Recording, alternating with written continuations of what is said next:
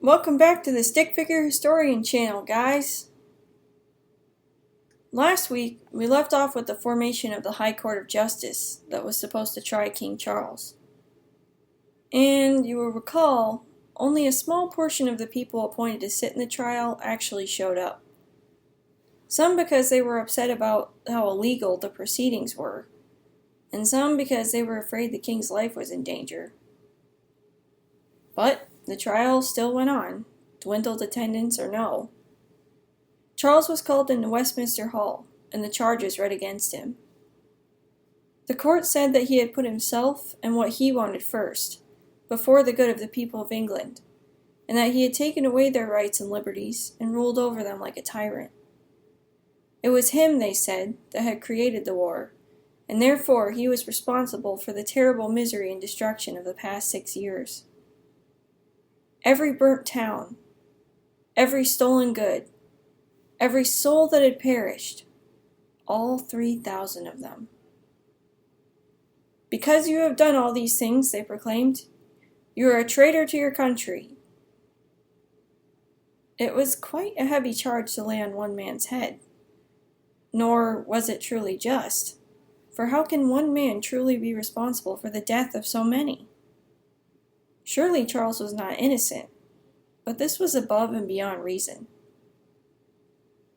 Now, it is customary in a court of law that after the charges are read, the accused man may plead or say something to defend himself.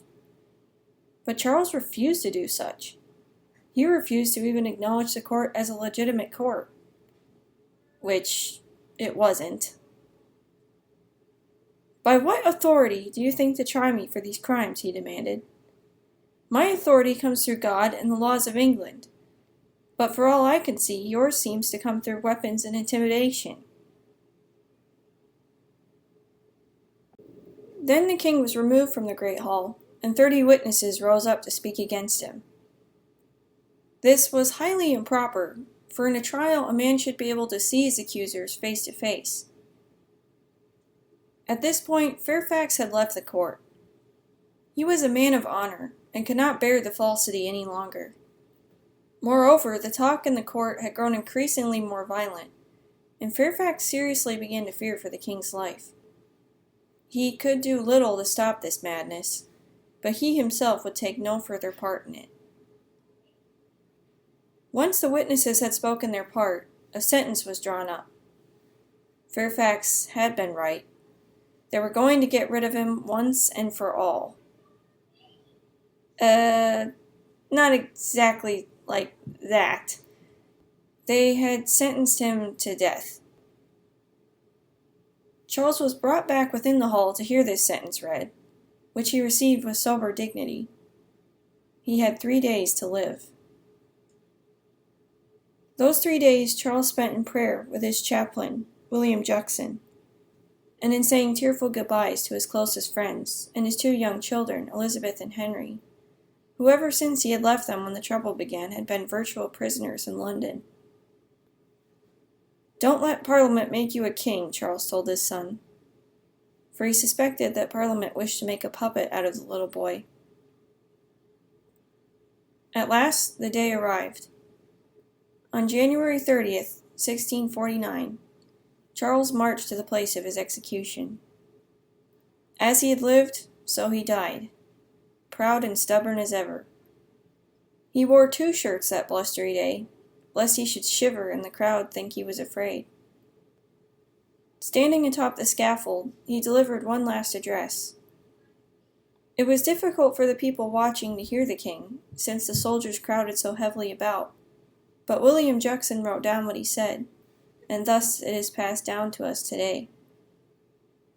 Charles proclaimed that he was innocent, and had never meant to begin a war with Parliament.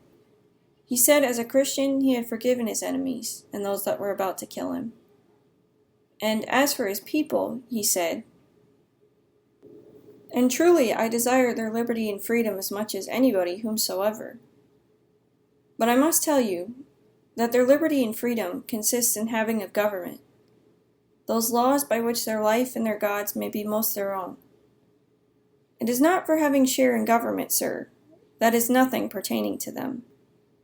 A subject and a sovereign are clean different things, and therefore, until they do that, I mean that you do put the people in that liberty, as I say, certainly they will never enjoy themselves. Sirs, it was for this that now I am come here. If I would have given way to an arbitrary way, for to have all laws changed according to the power of the sword, I needed not have come here. And therefore I tell you, and I pray God it be not laid to your charge, that I am the martyr of the people. When he had finished, he lay down upon the block and was beheaded. For all his lofty speech, we certainly cannot call Charles a martyr, but he did meet his death with dignity.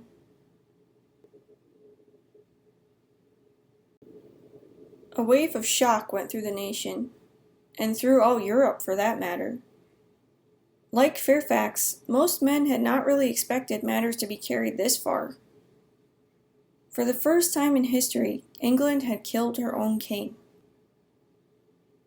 Cromwell, hat in hand, the same hand which had just signed Charles' death warrant, looked down into the black coffin that held the king's now lifeless form. "Cruel necessity," he muttered. "'Twas a cruel necessity." So, yeah. Then the Rump Parliament ruled for a while, until Cromwell didn't like how things were going, shut it down, and set himself up as Lord Protector with his own rigged parliament. And as for everyone else, well, just to hit on a few of our main characters. Fairfax decided he was sick and tired of politics, and pretty much retired to his estates for the rest of his life. Henrietta spent most of the rest of her life basically vacationing in France. Rupert was banished from England, and he also came to France. But as soon as he found out Digby was in Paris with Henrietta, he managed to get a commission in the French army to take him as far away as possible. And as for the young Charles II, he had quite the share of wild adventures and hair's breadth escapes from Roundhead troops before he too made it to the continent. He was determined to someday regain his father's throne. But that's a story for another day. For now, we're actually going to take a break from England and take a ship west across the Atlantic. Yep, next week we're starting the American series.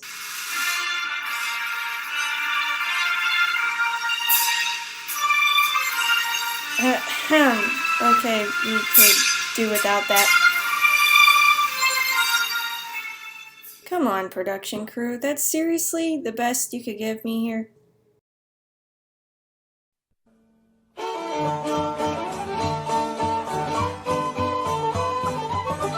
Hey, there we go, that's more like it. So, thank you all for watching, guys, and I'll catch you all next week.